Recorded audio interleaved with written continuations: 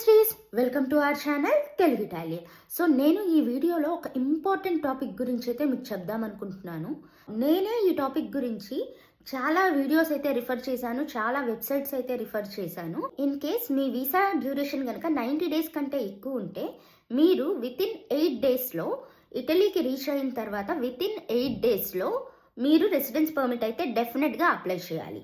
So ఈ residence permit apply చేయడానికి మీరు యూనివర్సిటీ నుంచి రిజిస్ట్రేషన్ అవ్వాలి, అలాగే మీ వీసా అయితే సబ్మిట్ చేయాల్సి వస్తుంది, కొడిచే ఫిస్కాలే సబ్మిట్ చేయాల్సి వస్తుంది, పాస్పోర్ట్, ఇలాంటి సపోర్టింగ్ డాక్యుమెంట్స్ చాలా అందులో యాడ్ చేయాల్సి వస్తుంది.